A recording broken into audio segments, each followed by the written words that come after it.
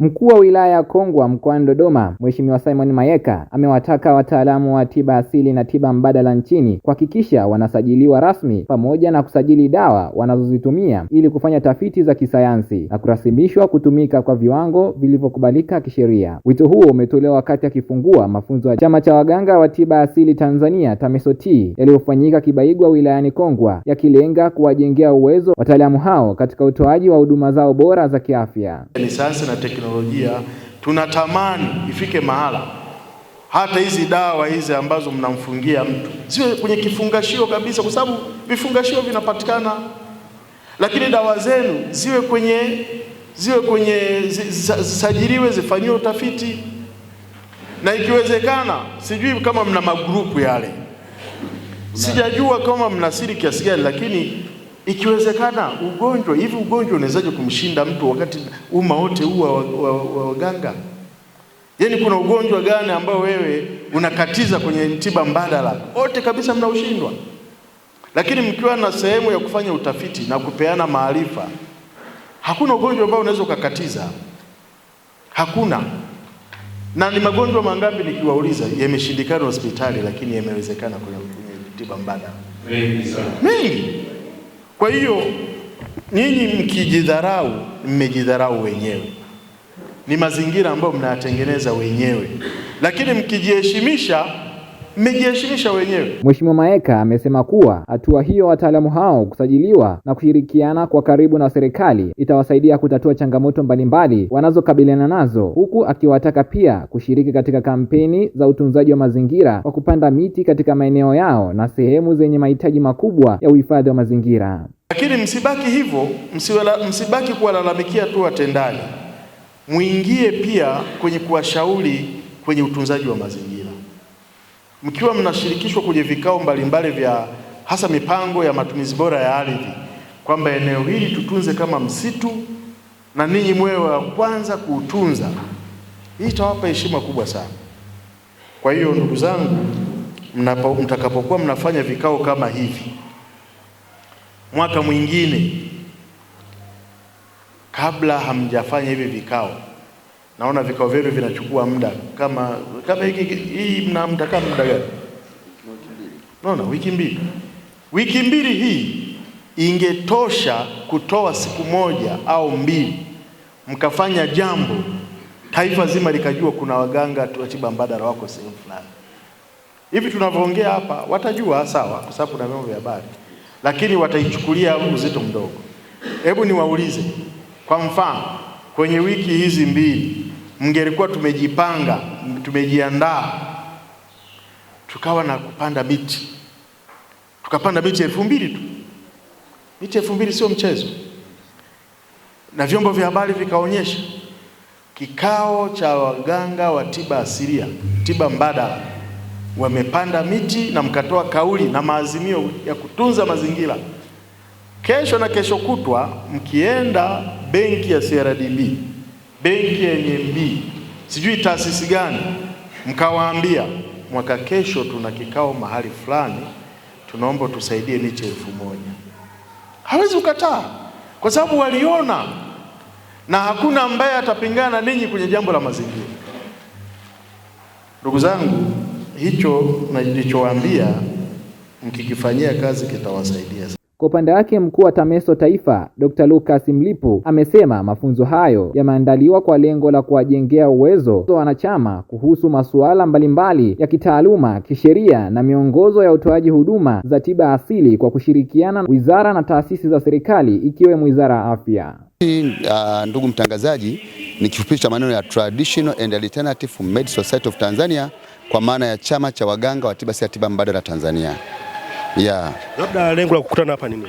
Lengo la kukutana hapa ni tumeandaa mafunzo. Sisi TAMESO ndio tumeandaa mafunzo kwa kushirikiana na wizara za serikali. Kwa hapa tupo kupata mafunzo kwa na Wizara ya Afya, Chuo cha Shirikishi Julius Mirembe wanatoa mafunzo kwetu wanachama wa TAMESOT ili wajue namna bora ya kujua miongozo, kujua namna ya uandaji wa dawa, namna ya uchakataji wa dawa, ili dawa zetu ziweze kuwa salama. TAMESO T tunategemea kuwa na wanachama Tanzania nzima ambao wanakuwa wamepitia mafunzo haya na tiba zetu asili kuwa ni salama, hasa kwa afya za wale ambao tunawahudumia.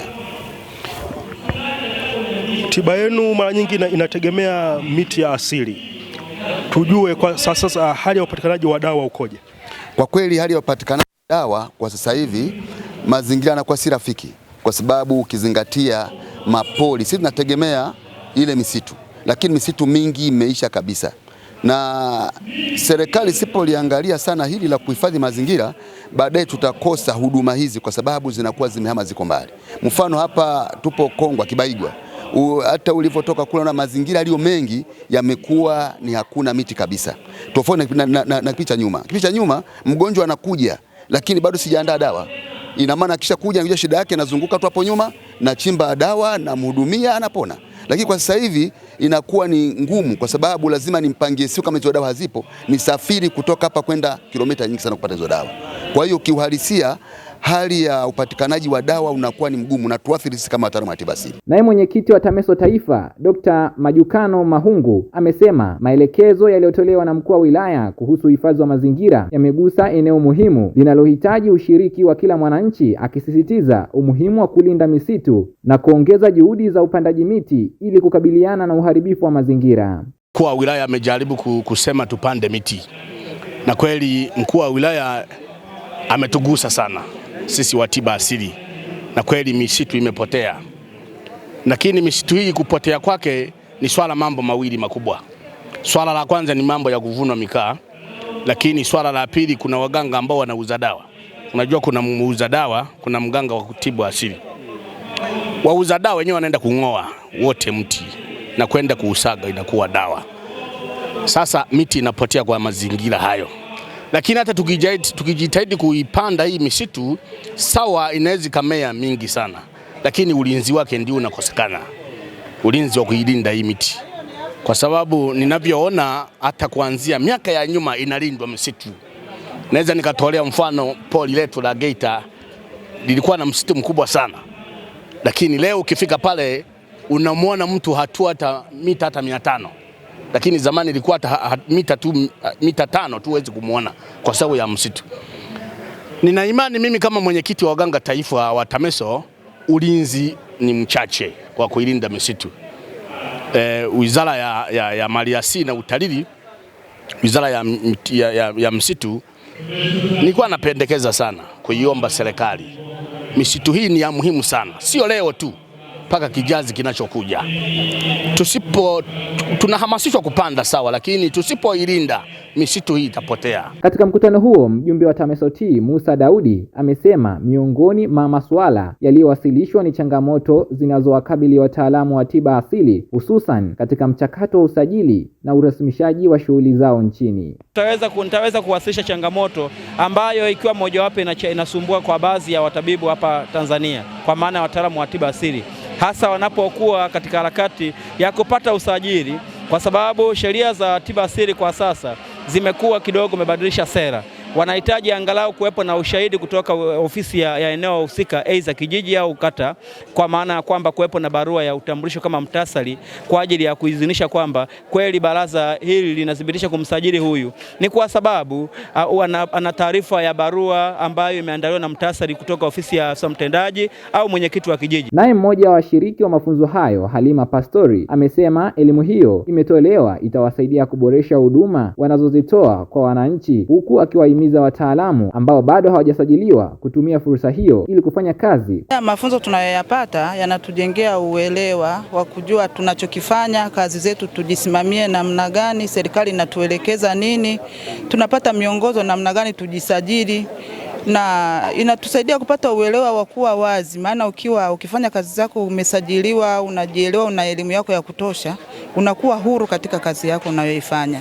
Na pia ukipata elimu unakuwa na mwangaza wa kuelewa unachokifanya ni nini, kwamba kama ni dawa zangu naandaaje, mimi kazi yangu nafanya kazi hii kwa muongozo upi, serikali inataka nini. Hayo yote ni mafunzo ambayo yanakujengea wewe uelewa. Wale ambao hawajasajiliwa kiukweli bado wako gizani na bado hawaipendi kazi yao, na kama mtu anapenda kazi yake kweli na anafanya kazi kwa kujiamini na anajua anachokifanya, ni halali kabisa, ni lazima asajiliwe.